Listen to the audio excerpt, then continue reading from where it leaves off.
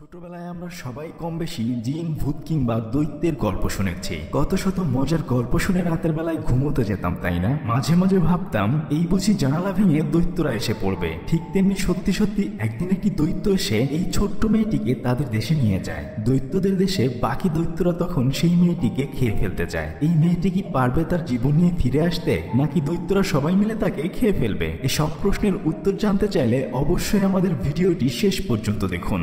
আর হ্যাঁ, কিন্তু হঠাৎ করে সে রাস্তার মধ্যে একটি বিশাল দৈত্য দেখতে পায়। তখন দৈত্যটিও তাকে দেখে ফেলে। ভয়ে সে বিছানায় এসে চাদর মুড়ি দিয়ে থাকে, কিন্তু দৈত্যটি জানালা দিয়ে তাকে নিয়ে যায়। রাস্তা দিয়ে গাড়ি আসলে দৈত্যটি বিশাল একটি চাদর দিয়ে লুকিয়ে পড়ে। তারপর মানুষের চোখ ফাঁকি দিয়ে দৈত্যটি উড়ে উড়ে তাকে এই পৃথিবী থেকে দৈত্যদের পৃথিবীতে নিয়ে যায়। কাপড়ের মধ্যে মুড়িয়ে সে মেয়েটিকে ডালের সাথে ঝুলিয়ে রাখে। তারপর দৈত্যটি তার চাকু ধার দিতে থাকে। মেয়েটি ভয় পেয়ে সেই গাছের ডাল বেয়ে পালানোর জন্য জানালার কাছে আসে। জানালা খোলার জন্য অনেক চেষ্টা করলেও সে সেটা খুলতে পারে না। তখন তার পায়ে লেগে কয়েকটি কৌটা নিচে পড়ে যায়, আর সাথে সাথেই দৈত্যটি সেটা টের পেয়ে যায়। দৈত্যটি তার কাছে এসে বলে, তুমি কোথাও যাচ্ছ না, এখন থেকে তুমি এখানেই থাকবে, আমার প্রচন্ড ক্ষুধা পেয়েছে। এই বলে সে মেয়েটিকে প্যানের মধ্যে তুলে ফেলে। তখন সে বিশাল বিশাল সবজি কাটতে থাকে। মেয়েটি জিজ্ঞেস করে, আমি কোথায় এসেছি? দৈত্যটি বলে, তুমি দৈত্যদের দেশে এসেছ। কিছুক্ষণের মধ্যেই জানালা দিয়ে আরো অনেকগুলো দৈত্য দেখা যায়। মেয়েটি জিজ্ঞেস করে, বাইরে কারা? দৈত্যটি তখন বলে, বাইরে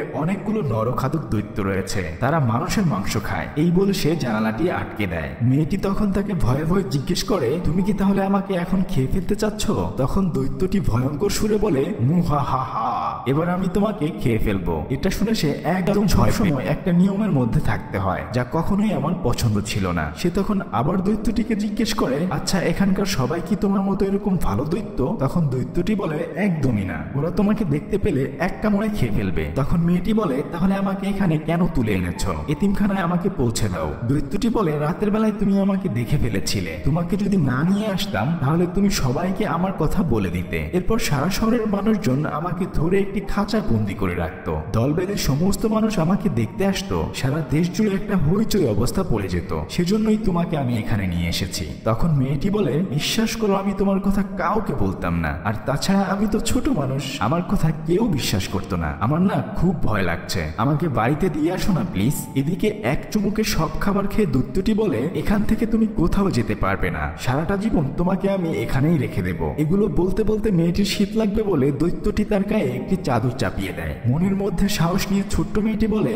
আমাকে সারা জীবন এখানে থাকতে হবে না, এটা কোনোভাবেই সম্ভব না, আমি এখান থেকে পালিয়ে যাব। এই কথা শুনে দৈত্যটি রেগে গিয়ে বলে, তুমি এখান থেকে কোথাও পালানোর চেষ্টা করবে না, সবসময় এই গুহাকে সাহায্য না করে গুহার দরজা বন্ধ করে দেয়। বিশাল দৈত্যটি দুই আঙুল দিয়ে ধরে মেয়েটিকে খেয়ে ফেলে। আর ঠিক তখনই মেয়েটির ঘুম ভেঙে যায়। মেয়েটি বুঝতে পারে এটা তার স্বপ্ন ছিল। মূলত দৈত্যটি এই ভয়ঙ্কর স্বপ্নটি তাকে দেখিয়েছে। এরপর দৈত্যটি একটি বোতল থেকে কিছু পানীয় বিশাল একটি করলার মধ্যে ঢেলে দেয়। মেয়েটি বোতলের কাছে গিয়ে দেখে যে বোতল থেকে বাবলগুলো উপরের দিকে না গিয়ে বরং নিচের দিকে যাচ্ছে। তখন সে জিজ্ঞেস করে, এটার মধ্যে কি রয়েছে? দৈত্যটি বলে, এটা হচ্ছে গ্রিন ককটেল, সব দৈত্যরাই এগুলো খেয়ে থাকে। এভাবেই তাদের দুজনের মধ্যে ভালো একটা বন্ধুত্বপূর্ণ সম্পর্ক গড়ে ওঠে। কিছুক্ষণ পরেই দৈত্যটি জোরে জোরে পাদ দিতে থাকে।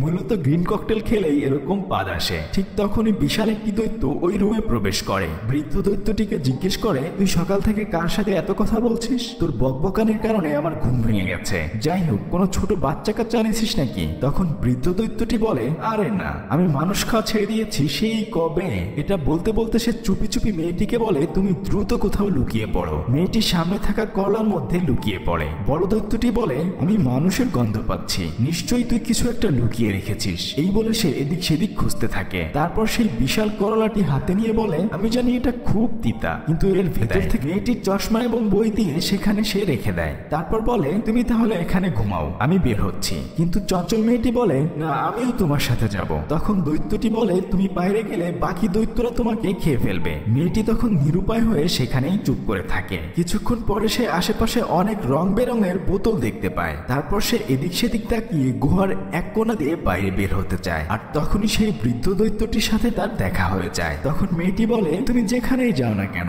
আমাকে তোমার সাথেই নিয়ে যেতে হবে, আর তাছাড়া এখানে যদি আমাকে রেখে যাও তাহলে বাকি দৈত্যরা যদি যদি এসে আমাকে খেয়ে ফেলে এর জন্য কিন্তু অবশ্যই তুমি দায়ী থাকবে।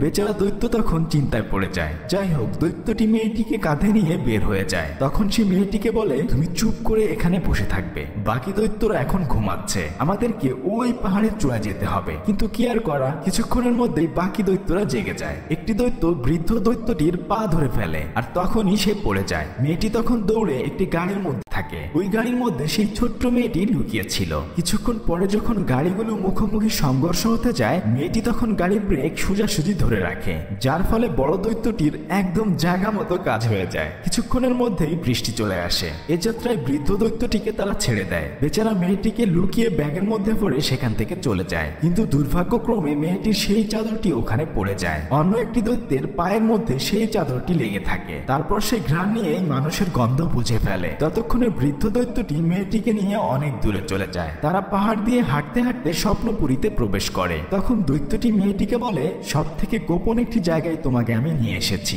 তারা দুজন তখন অনেক গল্প করতে করতে আগাতে থাকে। এরপর তারা একটি গাছ দেখতে পায়। মূলত এটা হচ্ছে স্বপ্নপুরী, যেখানে সবকিছুই অন্য দুনিয়া থেকে আলাদা হয়ে রয়েছে। দেখতেই পাচ্ছেন গাছটি কিন্তু উল্টো দেখাচ্ছে, তাই না? এরপর তারা লাফিয়ে সেখানে প্রবেশ করে। তখন দৈত্যটি বলে, চলো আমরা স্বপ্ন শিকার করি। তারা দুজনে মিলে সেখানে নানা রঙের স্বপ্ন ধরতে থাকে। মূলত সে ছবির স্বপ্নটাকে বন্দি করে বোতলের গায়ে লিখে রাখে। তারপর তারা দুজন সেখানে অনেকক্ষণ ছুটি করে। এরপর আস্তে আস্তে করে শহরের দিকে রওনা হয়। স্বপ্ন কিভাবে কাজ করে সেটা দেখানোর জন্য তারা কয়েকজন মানুষের উপরে সেই বোতল থেকে স্বপ্ন ছেড়ে দেয়। তারপর ঘুমন্ত মানুষগুলো নানা ধরনের স্বপ্ন দেখতে থাকে। মেয়েটি এগুলো দেখে অনেক মজা পায়। এরপর তারা দুজন সেই গুহার দিকে রওনা হয়। ছিল সেই ছেলেটিও তোমার মতো আমার ওখানে গিয়েছিল, কিন্তু আমি ওকে জীবিত ফেরত দিতে পারিনি। তাই আমি চাই না তোমাকেও বাকি দৈত্যরা খেয়ে ফেলুক। এসব বলতে বলতে সে মেয়েটিকে সেই এতিমখানায় রেখে যায়। তখন মেয়েটি তার রুমে গিয়ে একা একা বলতে থাকে, তুমি নিশ্চয়ই আমার আশেপাশে রয়েছ, আর আমি এখন কি বলছি এগুলো তুমি শুনতে পাচ্ছ। এসব বলতে বলতে সে বেলকনির কাছে চলে আসে। এরপর রেলিং এর উপরে দাঁড়িয়ে চোখ বন্ধ করে লাফ দেয়। আর তখনই দৈত্যটি এসে তাকে ধরে ফেলে। কি আর করা, নিরুপায় হয়ে দৈত্যটি মেয়েটিকে নিয়ে সেই গুহার দিকে রওনা হয়। ওদিকে একটি দৈত্য ঘাসের নিচ দিয়ে লুকিয়ে লুকিয়ে তাদেরকে দেখতে থাকে। তারা দুজন গুহার মধ্যে এসে বাকি দৈত্যদের থেকে কিভাবে বাঁচা যায় সেই বুদ্ধি খুঁজতে থাকে। ঠিক তখনই একটি দৈত্য গুহার মধ্যে প্রবেশ করে। চাদরটি বের করে সে বলে, তোর কাছে নিশ্চয়ই কোনো মানুষ লুকিয়ে রয়েছে। এরপর এক এক করে বাকি সব দৈত্যরা নাকের কাছে নিয়ে সেই চাদরের ঘ্রাণ নিতে থাকে। তারপর সবাই মিলে মেয়েটিকে খুঁজতে থাকে। মেয়েটি লুকিয়ে লুকিয়ে তাদের কাছ থেকে পালিয়ে যায়। সে এতই ছোট যে তারা তাকে একদমই দেখতে পায় না। এরপর সে একটি গাছের ভেতরে প্রবেশ করে। সেই বৃদ্ধ দৈত্যটি এবং একটি ছেলের আঁকা বিভিন্ন ধরনের ছবি সে দেখতে পায়। এরপর খুঁজতে খুঁজতে সে তখন রানীর ছবি দেখতে পায়। এদিকে দৈত্যরা সারা ঘর ভেঙে চুরমার করে ফেলে। কোথাও মেয়েটিকে খুঁজে না পেয়ে তারা হতাশ হয়ে চলে যায়। বৃদ্ধ দৈত্যটির সমস্ত বোতলগুলো ভেঙে চুরমার হয়ে যায়।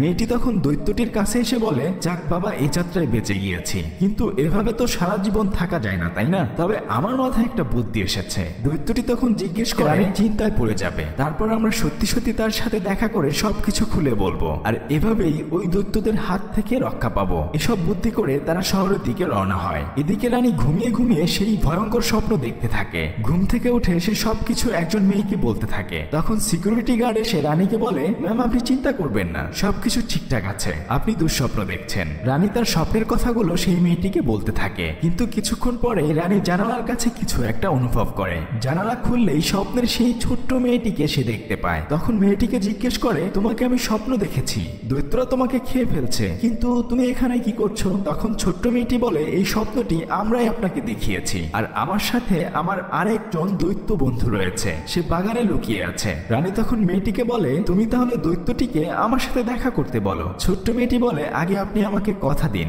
আপনি আমার দৈত্য বন্ধুর কোনো ক্ষতি করবেন না কিংবা তাকে আটকে রাখবেন না, আপনার সাহায্য আমাদের প্রয়োজন। রানী তখন তাকে কথা দেয়। তারপর মেয়েটি দৈত্যটিকে বের হয়ে আসতে বলে। দৈত্যটি বের হয়ে আসলে সমস্ত গার্ডরা তাকে আটক করে। রানী তখন দৈত্যটিকে ছেড়ে দিতে বলে। দৈত্যটি তখন রানীর কাছে এসে সমস্ত ঘটনা খুলে বলে। রানী তখন বলে, আমি অবশ্যই তোমাকে সাহায্য করব। সে তার গার্ডকে বলে, দেশের সমস্ত সেনা প্রধানদেরকে খবর দাও, আমাদেরকে দৈত্যদের রাজ্যে আক্রমণ করতে হবে। এরপর দৈত্যটি রাজপ্রাসাদে প্রবেশ করে। এত বিশাল দেহের কারণে যেখানে সেখানে বেচারা বেঁধে যায়। যাই হোক, তারপর বিশাল একটি টেবিলে তাকে খাবার দেয়া হয়। রাজকর্মচারীরা মই বেয়ে তার টেবিলের উপরে তাকে খাবার দিয়ে আসে। মন ভরে সে বিভিন্ন ধরনের খাবার খেতে থাকে। ওদিকে ছোট্ট মেয়ে মেয়েটিও রানীর সাথে খাবার খেতে থাকে। দৈত্যটিকে বিশাল বড় একটি পাত্রে কফি দেওয়া হয়। সে কফিতে চুমুক দিয়েই সেটা ফেলে দেয়, যার ফলে নিচে থাকা রাজকর্মচারীদের একদম গোসল হয়ে যায়। দৈত্যটি বলে, এসব পচা জিনিস মানুষ খায় কেমনে, আমি গ্রিন ককটেল খাবো। এই বলে সে তার ব্যাগ থেকে সেই গ্রিন ককটেল বের করে। তারপর সে গ্লাসের মধ্যে সে